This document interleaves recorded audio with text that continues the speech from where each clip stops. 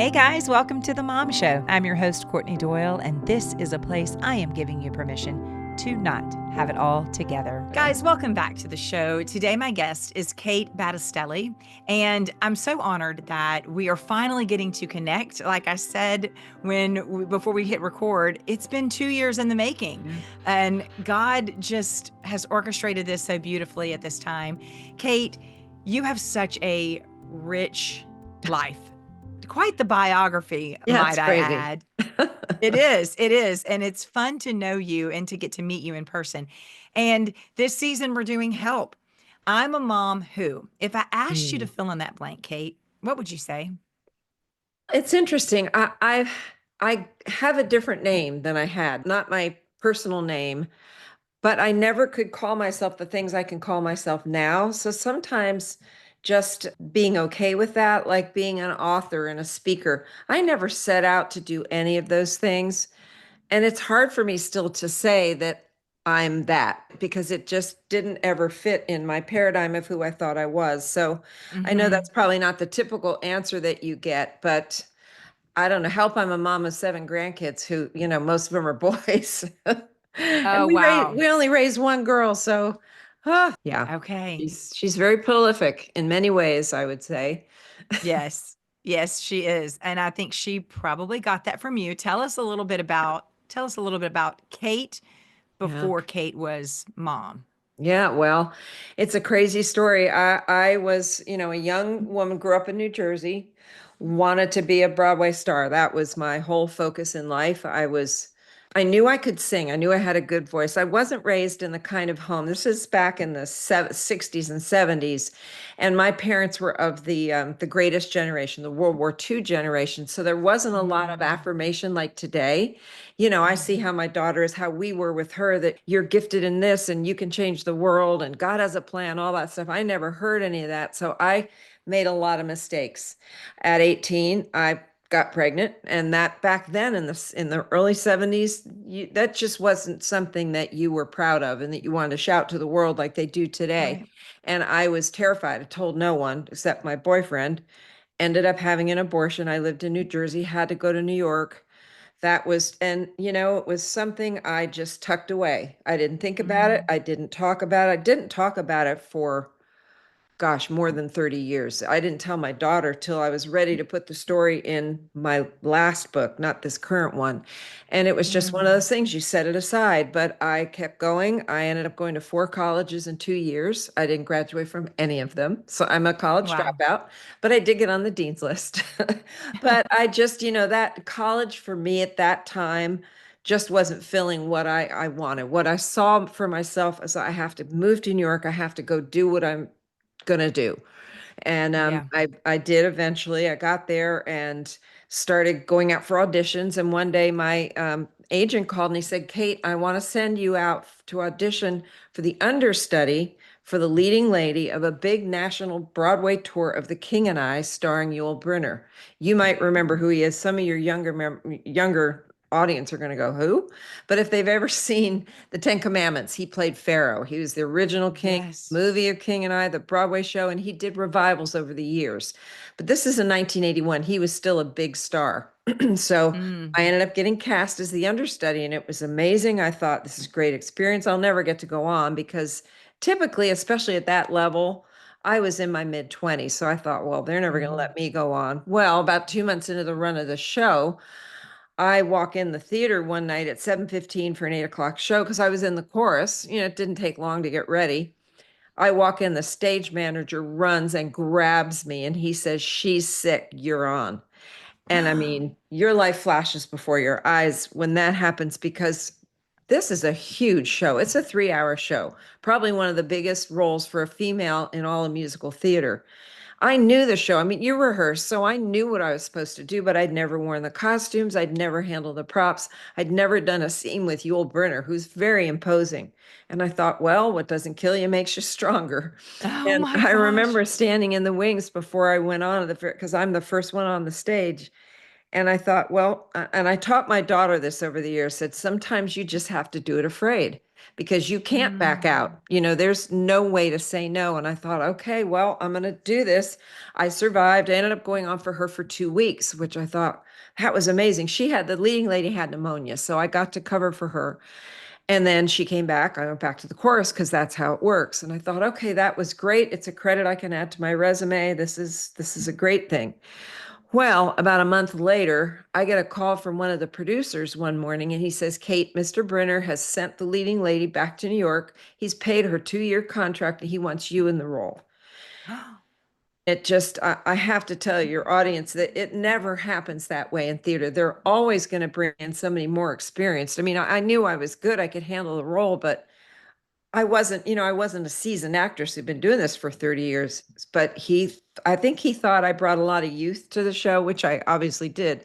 But he just liked doing the show with me. So I ended up doing it almost 3 years, about 1,000 performances. And the Wow. crazy part is I met my husband. He joined as the associate conductor about 6 months into the show. And I could see him in the orchestra pit because we always played really big theaters where you could see. And I thought, who's that cute guy? Mm-hmm. I need to Yeah. check him out, find out what's the scoop on him. So, Yeah. we met, we literally fell in love across the footlights because I could see him down No. there. And it was great. So we met, we got married, but we didn't know the Lord. I wasn't raised in a home where I had a relationship with Jesus. Went to church, but Mm-hmm. I didn't know the Lord. I didn't really have any interest in him. I just was doing life and I thought I was fine. But the show ended.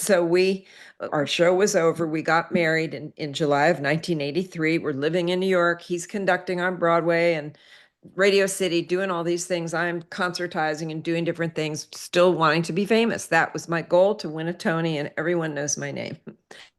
We had a little side business and we were being mentored by an older Jewish woman. And we found out she was a born again Jewish woman, a Messianic Jew. And she kept inviting us to church and she kept bugging us about it. We kept saying, no, no, we're good. We don't need to go to church. Well, finally, you get to that point where it's going to be rude to say no one more time if somebody keeps inviting you. Mm-hmm. So we said, all right, next time, let's just get this over with. So next time we saw her, she said, you got to come Friday night. We've got this great gospel choir. You're going to love the music. So we said, okay, we will go with you. And we just wanted to be done with it so she'd stop asking us. Well, little did we know our life was going to change that night. This church was in Jamaica, Queens, and it's about a 45-minute subway from Manhattan. And so we take our the subway, and it's the last stop in Jamaica, Queens. And we get up out of the subway and we're walking, it's 2 blocks to the church, which is an old big theater. So we're walking to the church, and you can almost feel the building like pulsating with the music and with Mm. the Holy Spirit, which I didn't know at the time. We walk in the door of this church, and when the Holy Spirit hits you and you don't know what it is, it's pretty overwhelming. We thought we'd been dropped on a foreign planet. This was an all black holiness church where the men and the women sit on different sides of the church. The women wear dresses, no jewelry, no makeup. It's very strict. I knew nothing about that. Plus, we walk in and we see crutches hanging on the walls and empty wheelchairs, people who've been healed. And I was raised Episcopalian. None of this made sense to me, but she took us, sat us in the front row. She and Mike and I were the three white faces in an all black church. And I'm pretty sure she told the pastor that we needed to be saved. It's like, you need to point this message to them because they need Jesus. Mm-hmm. So, he gave a great message. The music was great. She was right. He did the altar call. I'm on one side with her. My hand went up. Mike's on the other side, not knowing that I'm raising my hand to go Yeah. forward. His raises, we both go forward, both receive the Lord on the same night, March 31st, 1984, in an all black church brought there by a born again Jewish woman. I mean, the whole thing, I just look at and go, Lord, this is crazy. But Yeah. that's how, God has his weird ways of doing things. But then we were still living in New York, still pursuing our dreams. A year after that, we had our daughter, Francesca. And a year after that, still living in New York, we're both starting to get this sense inside that Mm-hmm. something here is not right. And we both realized God was asking us to lay down our careers. And I mean, that makes no sense. My husband has a doctorate in music. You don't just, when you've worked your whole life for something, you don't just go, okay, I'm going to just walk away from that. But we knew that's what God was saying. We knew he was asking us, will you go to where I'm telling you to go? And we Mm, obeyed and we did. And it was, our friends thought we were crazy. And, we ended up moving back to New Jersey, where we are from, and starting our little home business, started homeschooling way before it was cool, like it is now. It's like the in thing yeah. to do. But back then, we didn't even have computers. Imagine how fun that was. But eventually moved down to Florida, where we raised our daughter. But that's just sort of I call it 90-degree turns. God does these twists and turns with your life if you're open to him. And he's done others too Hmm. that we can chat about. But yeah, that's my backstory. So Yeah. Yeah. And you say it's a God dare that, yeah, leaving the stage, leaving everything that you yeah. felt comfortable with. What would you say to a mom who's listening and she's like, I do feel that God is nudging us to something new and something scary. I don't know. Yeah. How do I do that? What Well, advice would you give? yeah, and he often will. I think really the main thing is just pray. You've got to know you don't want to pick up and go and do something like say, I think our whole family's supposed to be missionaries in XYZ country. You don't want to do that unless you know that. So get Hmm. confirmation. Ask the Lord for confirmation. Get people to pray for you. Mature Christians that you know that will really intercede for you, or go to your pastor. Just get counsel. That's my main thing, because it may well be God.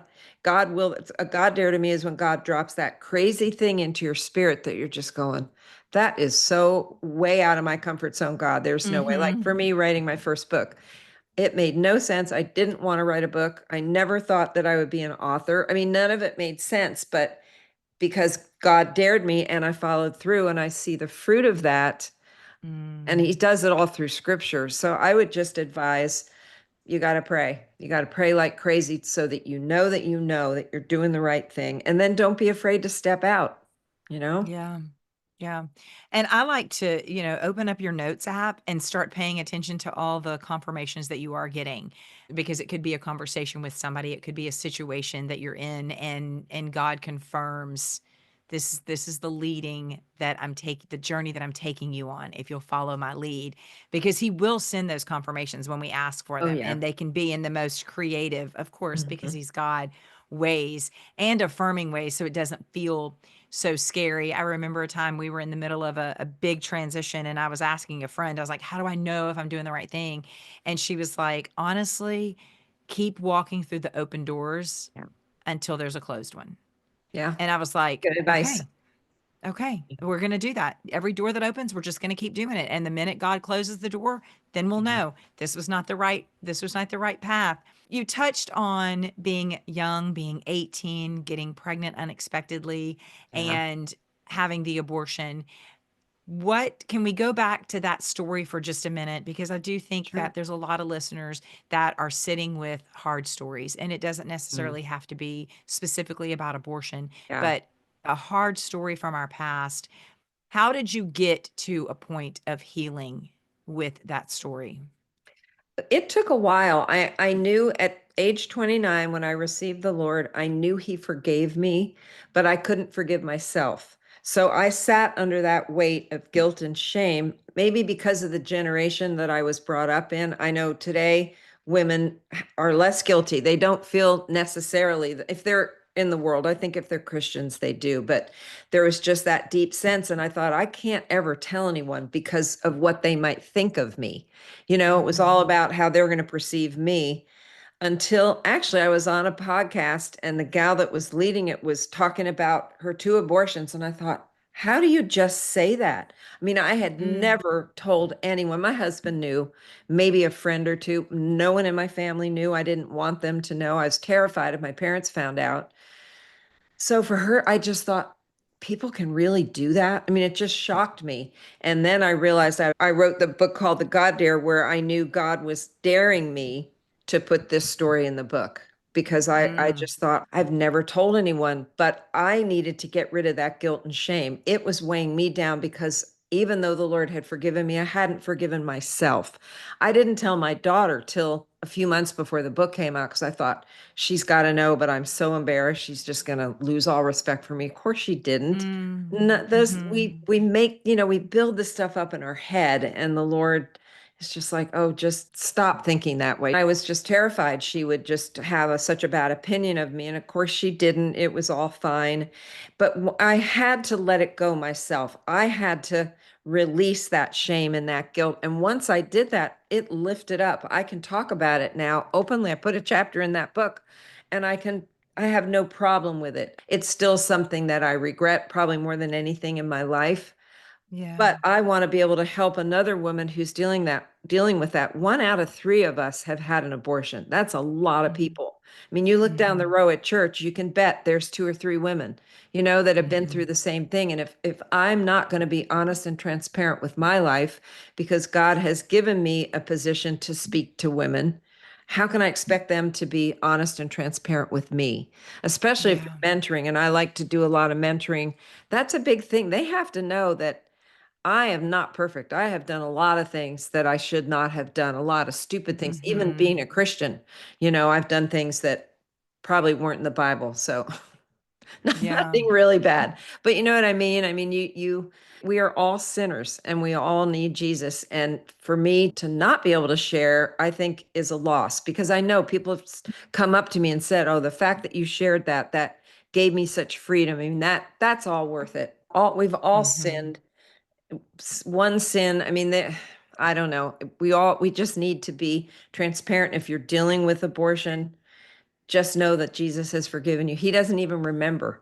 If you're Mhm. forgiven, your sins are as far as the east from the west. He doesn't sit there and think about, oh, well, she did this, therefore, he doesn't even remember. That's what the word tells us. Mhm.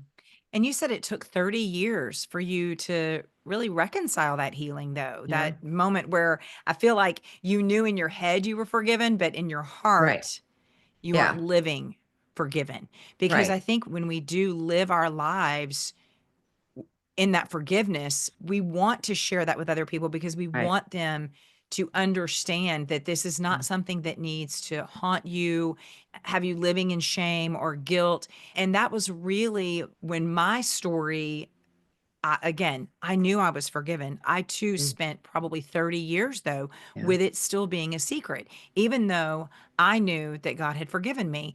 Right. And I really didn't realize until all those years had passed that the secret of it was more damaging at that Yes. phase of my life Yeah. than the actual act of it all those years ago. Yeah. And of course, still something like you said that a terribly regret, but it doesn't have the control Right. and the power over me like it used to. I think we forget that Jesus is offering forgiveness. He's got it. He says, "Here, I have it for you." We have to take it Mhm. as Christians. We Mhm. have to realize, and that's what took me so long, just to think, God, you can't really forgive that sin. And it was, yes, yes, I can. And I had to take that, and then it lifted Mhm. all of that, all the guilt and shame off of me. Yeah. Yeah. What do you say to a mom though that's like, "Okay, I hear you and I've got a really hard story that I would love to tell, but what are others going to think of me?"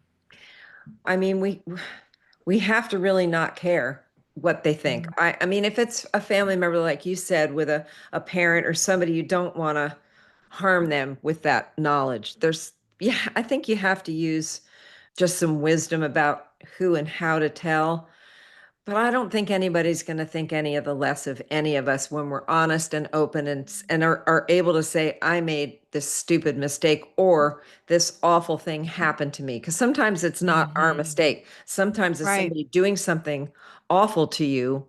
And but being able to share it I think it just is all about being vulnerable and not worrying Mhm. about what other people think. I learned a long time ago, there was a book I saw back in the 80s that the title was What You Think of Me Is None of My Business. And I love Mm. that because I'm just kind of like, I'm going to live my life according to righteous biblical principles. And if that's hard for you, there's nothing I can do. But even in terms of sharing your story, share that hard story if it's going to bless somebody else. And I think it's healing Mhm. for you. It really is. But Yeah. if it's something that you just are struggling with, get some help. Yeah. Find somebody either at your church or a good Christian therapist or somebody that can help you get to the point where you can live with it and not let it Mhm. overtake you, if that makes sense. Mhm. How can we as women in the church be better at creating safe spaces like that? Because I think we've all Yeah. fall real short of creating environments where people do feel safe in sharing their hard stories. Yeah. It's hard. I mean, we live with a lot of comparison, even in the church. You're thinking, oh Mhm. man, her life is perfect, or whatever we're thinking. I Yeah. think gossip can be a big problem. It probably depends on your church if they're a nurturing, and if they're not, I would suggest find one that's nurturing, that has community. We're blessed in our church. That's one of the things they really promote, to make friendships, to be out in the lobby, before and after church and connect with people. And I love that. I Mhm. think it's just finding the people that you can trust. And it's I don't know, it's just something you're gonna figure out as you go, I guess. Yeah. Yeah. Yeah. And pray for those friendships, Absolutely. and He'll bring and them. also sure, and be open when somebody is sharing their hard story. If they trust you enough to share it, Right. then lead into that with a lot of compassion and a lot of grace and understanding that the telling of the hard story is Yeah, probably that's the hard worse part. than the story itself. Yeah. And it's judge, we're not called to judge one another. We're really not called to. Listen, if they're Mhm. going to judge me for my sins, nobody would talk to me, So Right.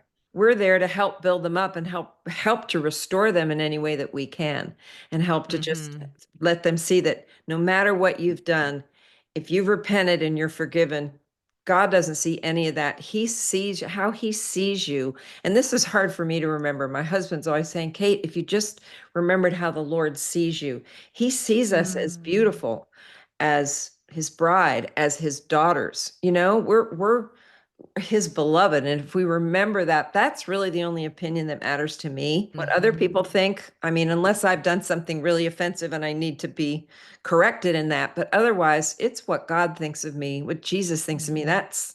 That's the only one really I need to listen to, because if I am going into error or messing up somewhere, he's going to show me. He's Yeah. pretty faithful to do that, to slap you when you need it. Mhm. Mhm. How was being a mom? I know that your daughter is older now. You said you're a grandmother, so Yep. we're going to get into the wisdom that you have as an empty nest mom. But as Kate, the mom, when you were raising your daughter, did you ever find your identity being lost in that role? I mean, you've played some pretty impressive roles in life already, and now you're mom. How was your identity in that season? I loved being a mom. It's being in the theater and all that is a heavy burden, because you're constantly trying to be seen and noticed and improve and get better so they see you and notice you more. Not having that was a nice release for me. So I Mhm. actually really loved being a mom. I wanted to have a lot of kids. God gave us one, and after she was about a year and a half after she was born, I had an ectopic pregnancy, which Mm. put me in the hospital, nearly killed me, because Oh, you yeah. don't know that you're bleeding internally till you're in the hospital. But and that kind of messed things up. We tried to adopt a bunch of times, it kept falling through. I was, as a mom for a few years there, I was really mad at God because he wasn't giving me what I thought I deserved. But I finally Mm. matured enough to get over that. But I really enjoyed being a mom. Once our daughter was getting to the point of, the whole Nashville thing, and moving to Nashville and signing a record deal and all that, then it was easy to kind of get wrapped up in the role of not just mom, but more like a manager. And Mm. that we had to navigate that as things were really heating up for her, and really remember what our roles were. So we were pretty good about Yeah. that. But yeah, I enjoyed being a mom. For me, it was kind of a relief to let all Yeah. that other stuff go. Well, it's interesting because I feel like it was probably a relief for you because you had been a performer. Yeah. And sometimes I think as moms, we find ourselves in performance mode. We're Mm, trying to be the perfect mom. We're trying to do it yeah. all right. And we are losing our identity in this attempt to Mm, do it well. And you had lived the performance life. So it's interesting that you knew what it felt like to kind of be under the gun and Yeah. perform and produce. And then you're like, hey, this is actually really relaxing now. I Yeah. don't have all these great expectations like I did on the stage. That's interesting. And your daughter did go on and Mm. is very successful. And so that is a different role because now you're Kate, the mom to a wildly successful artist. How has that looked? I mean, that whole thing just amazes me, just the way God did that. We didn't know that was going to happen. We weren't raising her to, have number one hits and win a Grammy. We really were raising her to find your path, but don't let your relationship with the Lord go. That's the primary thing. Mm, Maintain that, whatever roadblocks, whatever God does, whatever twists and turns it takes.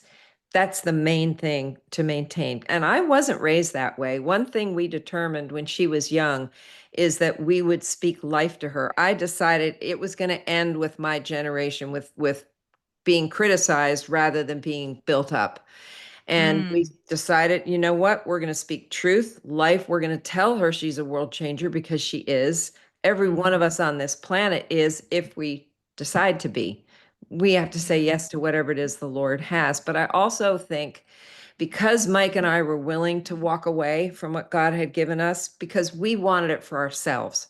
I just wanted to be famous. And I just imagined God saying, I couldn't use it. I couldn't take it through you, but I can take the gifts and the talents through her because she wants to mm, do it for me. She wants to mm, worship me. And to me, that's just so clear that even though it was a hard thing, God rewards obedience. He really does. mm. And it takes years. I mean, I have the perspective now. I didn't have it when we walked away from New York, moved out of our apartment and moved into a house in New Jersey, but I have it today. I can see it very clearly that Mm. obedience is honored. Isn't that the great thing about getting further along in your walk with the Oh, it's Lord the best. Years and give in your parenting perspective. journey? Yep, Yes. definitely Yes. It's to does. look back Yeah. and go, oh, that's what you were That's what doing. that was. Well, even with me dealing with infertility, I mean, literally, we tried to adopt 4 times. It kept falling through to the point it was like, I just had to go, okay, God, I guess we're having an only child, which is about 20% of families. But I look now and I think, well, had we had the 5 kids I was hoping to have, we wouldn't have had the time or the resources to Mm, help her as things started heating up. We couldn't have taken her to this particular conference or that conference or go to New York to do this. We wouldn't have been able to do it. Get her a really good guitar, stuff like that. We felt one of our jobs was to invest in her future to the best that we could. Well, if you've got a lot of kids, it's hard to do that to the hmm extent that she needed to get where God was taking her, if that makes sense. hmm No, it really does. And that really ministers to my heart. Before I pressed record, you and I were talking about my daughter being a Yeah. dancer Yeah. and really feeling like that season of her life was over and how wild that it's been. Hmm. Kate, Yeah. we didn't even go to ballets anymore. I mean, like when she walked I away know. from it, it was like, I don't ever want to see another ballet again. Hmm. This is done for me. Yeah. And for her to come this many years later and say, it's not finished, and this is what God's Yeah. laying on my heart. And then as he's unfolding this, so like I said before we pressed record, it feels exciting and it feels Yeah. scary. And so let's talk to that mom because Yeah. I think as moms, we have children that when they're younger, we have the dreams for them and we think we Hmm. know what life is going to look like. Yeah.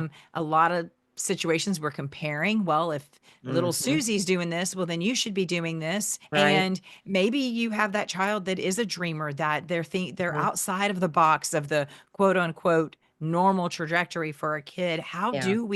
How do we mom that kind of kid where we are encouraging them, but we're also being realistic? Right. Well, you It's have to scary to be. not be realistic as well. Yeah. I mean, it's typically not going to happen the way it happened for our daughter in that world, but it can be in any world, in any occupation, whatever it is. Your child's going to grow up to be a famous heart surgeon. Who knows what it is? But Mm-hmm. Mm-hmm. um, we just really tried to just follow the Lord's leading in all of this and try, because it is easy. One thing it's easy to do when you have a gifted child like that is to make them the idol, that they become that it's all about they need to get famous because it'll reflect well on me, that kind of Mm, thing. So mm-hmm, we didn't mm-hmm, want we didn't want to go there. So it's that can be a struggle. But really, our goal was to raise her to find what is your purpose, do it 100%. I'm a big believer in not being afraid to dream big for your kids. Don't be afraid to dream big for yourself. And mm, that doesn't mean fame and fortune. I don't want people to think that, that every kid's going to go out and be the top whatever, but we can still dream bigger for them than we probably are. We see that gift and we mm, think, oh, no, that can't be my kid. Well, maybe it is. Don't be mm, afraid to at least pursue it and see, because you're going to know. I mean, you're going to know after a time that, okay, I'm going in the wrong direction. This child does not want to do this. But then sometimes, like with your daughter, it comes back around where she yeah, thought, okay, that's not the life for me. And then the Lord's like, yeah, it is. So you need to get back into it. And that can yeah, happen too sometimes. You just, I mm-hmm, mean, our daughter, was it her last year of college or that one of the later years in college, she felt like the Lord was telling her to just lay everything down for a semester and go work with the ministry. And I thought, "Oh, you're right in the middle of momentum. How can you do that?" But we knew mm-hmm, it was the right thing. She did it and came back. And after that, everything opened up because she was obedient. And it doesn't always mm, happen that way, but I see how that was with her, how God he needed to make sure, I think, that she was going to follow him, whatever the cost. And mm, she did. And I'm proud of her for doing that. I was worried at the time because once things like yeah, that are happening, you do start seeing it and you start getting stars in your eyes a little bit. But that the Lord had to deal with me with that too. It's just like, you know what? Whatever the Lord determines for her is going to be okay for me because it's not mm. my journey. It doesn't need to reflect on me. Mm, yeah, I think that's great wisdom because I think it's really easy for us to fall into that trap. Very easy. Yeah. I've said this a million times on the podcast that really either side of that can be dangerous because it may be that Yeah. you're falling to the pride of your child's successes and Hmm. or you're falling to the other side of that, maybe your child's failures and you're blaming yourself for that as well. That's true. And Yeah. it's really important for Yeah. us as moms to remove ourselves from Hmm. that throne and Yeah. partner with God in parenting our children and realize that his purpose for them may absolutely look completely different than our purpose and our Definitely. plan. Yeah. And it Yeah. brings us back full circle to how much do we trust him with our lives personally. And then, of course, our Yeah. relationship with him bleeds over into okay, well, they have to establish their own relationship and Hmm. we have to trust that his plan for them is really good. Yes. Now, Yeah. let's shift a little bit because you have recently written a book, The After Ah, Party of the Empty Nest. Mom is Not Your Only Name. Is that another book or was that the subtitle? Because I don't have the book up with me. no, that's the same book. That's the subtitle. Okay. Yeah. Okay, that's what I Yeah. thought. That's what I thought. So, The After Party of the Empty Nest. Mom is Not Your Only Name. Let's talk Hmm. about that. Tell me what led to you writing this book you've most recently written. Well, when Franny left home, she was, I forget, 2021, moved to Nashville. All of a sudden, I'm sitting there with an empty house. I really had never planned for the empty nest. I just never thought about it. It was like, she's always going to be here. This is how life is Mhm. going to be until obviously she was gone. And then I thought, well, it's really quiet. This isn't any fun. We used to do stuff together all the time, and now I'm by myself most of the time. Mhm. My husband typically worked from home, but during these couple years, the first couple years she was gone, he was working outside the home. So it was quiet, and Mm, I really just couldn't figure out what am I supposed to do with all this? Who am I mm, now? Which is what a lot of moms, they get to that point, they don't understand that there's a whole second act for them. They're so stuck mm, in my entire being and everything about me is wrapped up in mom. Well, but mom is not your only name. There's mm, God has a whole other life. I like to ask women, what's your mom and? I'm mom mm, and a nurse, or I'm mom and a business owner, or I'm mom. For me, I'm mom and an author and a speaker, which again, I told you, I never saw that coming. God pretty literally dared me to start all that. But it's figuring out what is this next season of your life going to be, because you've probably got mm, at least a good 40 years to live. to continue on and figure out, all right, what's the other purpose for my life? Because that was a season, but it just doesn't last forever. But you don't want to get stuck there. You want to find out, Mhm. okay, Lord, some of you will know. There's a lot of women that already know. They're like, okay, when the kids are gone, I know I'm moving to this and I'm looking forward to it. There are a lot of moms that are kind of eager for the empty nest to Yeah. come. Yeah. And then there's ones like me that were just got stuck there. And I thought, what on earth? But one thing I did that really helped, I started volunteering. And that made a difference. I started working at a single moms ministry, and Mm, we were doing great work for the moms. I made great friends. It got me out of myself. And I always yeah. recommend to women do something like that. Get out of yourself. But the main thing is if you're not quite there yet, maybe in the next year or two, you're going to have an empty nest. Start planning now for then. Mhm. Start praying, God, what's the next thing for me? Where do you want me to go? You might already know. You might say, I know when the kids are gone, I'm going to start that business I've always wanted to start. Well, what can you do now to prepare? What Mm, YouTube course can you take? What business maybe you can go volunteer for? You know what I mean? You start using the time that you have to begin preparing for that. Also, pouring into your marriage, because a lot of mm, marriages fail after the kids leave home. There's a phenomenon called gray divorce, and it's growing exponentially because the kids leave and that buffer is gone. And all of a sudden, you're looking at each other going, I don't even know you. And if I don't yeah. even know if I still like you, because you haven't pressed in, you haven't made that time to make your marriage the priority, because that's the Mhm. priority. It's God, your husband, then your kids. And if Yeah. we tend to put our kids, they're the ones we got to do everything. And there is a lot to do, and it is tiring. And it's like, oh, the thought of going on a date or something like that. But the more that you can just tend to your marriage, the better off you're going to Mhm. be when the kids are gone, because then you're going to have more time to go do stuff. Finally, we can take that trip we've wanted to take, or do Right. whatever it is you've wanted to do for all these years that you set aside for the kids. Mhm. So it's Mhm. the empty nest. I call it an after party because it really is. It's a Yeah. great time to celebrate what you did and now move to the next thing. In theater, Right. that's what you do. Hey, the show was great. We all loved it. We had great relationships. Where's the next audition? What's that Mhm. next thing I'm going to get to? So it's important as moms that we have our eye toward the future. Even if you've got little kids, start Yeah. thinking, start praying, start asking the Lord, okay, what's going to be the thing I'm going to be doing once they're gone? You're so right. My husband and I have always tried to put our marriage first, and with 6 children, it Mm. was not easy to do at all. I mean, I remember whenever they were babies because we have 4 that were born in 5 years, Oh my. and yeah, and I just remember feeling so overwhelmed and thinking, and we were young in our business, and so it wasn't like we just had all this money to pay sitters, and Right. we were so blessed to find I did a Mother's Day out with the kids just so I could go to the grocery store or I could do Bible study. And they would go for a few hours and we got to be really good friends with their teachers, and they were young girls, and you know I said, okay, look, I really need a sitter to come in on Saturday nights because he's blowing and going with work. I'm Right. blowing and going with, at the time, 5 children. This is before our Mhm. sixth was born. And we don't even see each other. And when we do, Yeah. it's just out of sheer exhaustion. And Right. so we made Yeah. it a point that we did date night every Saturday. Good for you. And it didn't matter whether we wanted to, whether if I didn't feel like getting dressed because it had been a really rough week, okay, well then we're not going to go anywhere we're going to go sit in the back of a movie theater where it's really dark and we may actually sleep through that movie. It's probably a shame how many No, times we've paid that's a for a good really good idea. nap.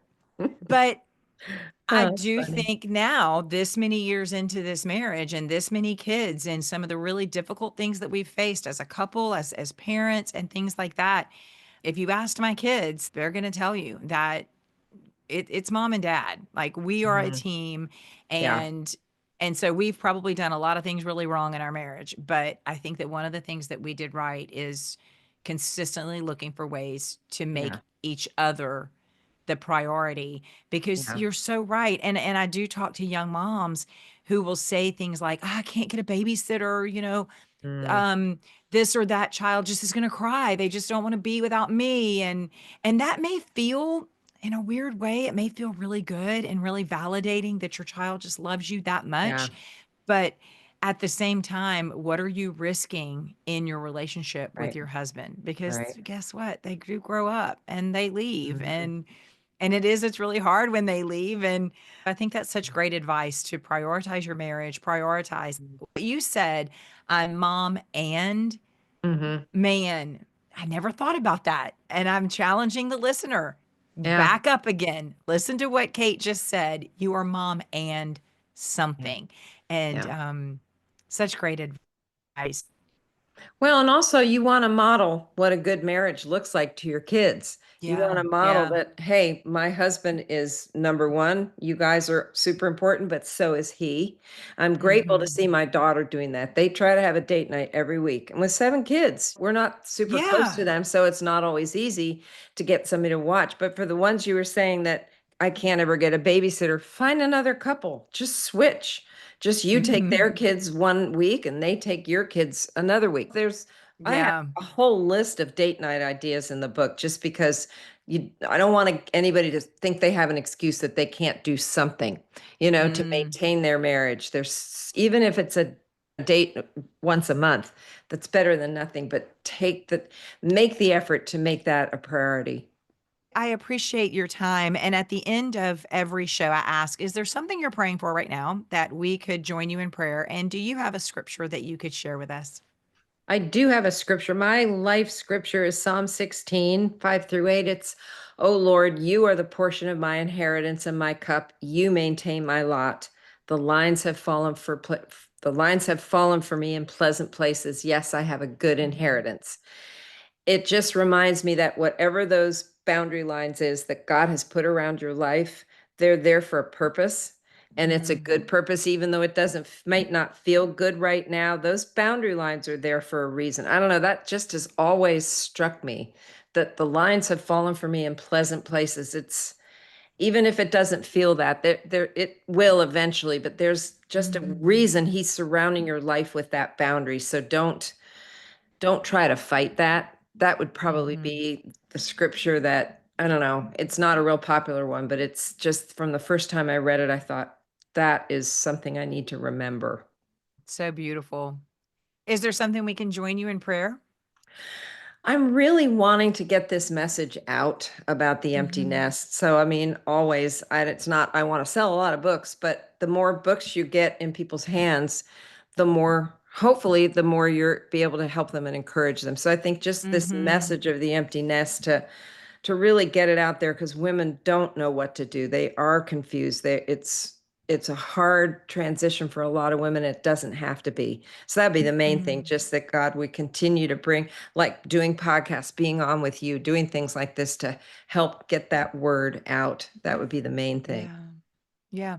And I feel like based on what you're sharing about the date night tips and things like that are in the book, you may Mhm. not even have to be at the stage of empty nest yet. You could No. totally read this book and look at how can I start preparing my heart Mhm. and my Yeah. marriage for that moment. Yeah. It serves both audiences really. Yeah. And actually, I just published a devotional companion that goes with it. You can buy them Mm, separately, but it's a 31-day devotional with lots of journaling pages, all that kind of stuff. So it's I think, a great companion piece to the book. So those are both available. that's wonderful. We will link all of that in the show notes, of course. Kate, thank you so much for your time. The 2 years that we waited to meet was well worth it. It's just been such a pleasure. Well, thanks for having me. This is great. Thanks so much for listening to The Mom Show with Courtney Doyle. Remember to check the show notes for any links, books, or resources that are mentioned in each episode. We want to be sure this blesses other mothers. And in order to do this, if you're listening via podcast, be sure that you like and share. If you could write a review, that would be fantastic. It helps us get in front of other moms. If you're watching via YouTube, be sure to hit that subscribe button. This way, you won't ever miss an episode.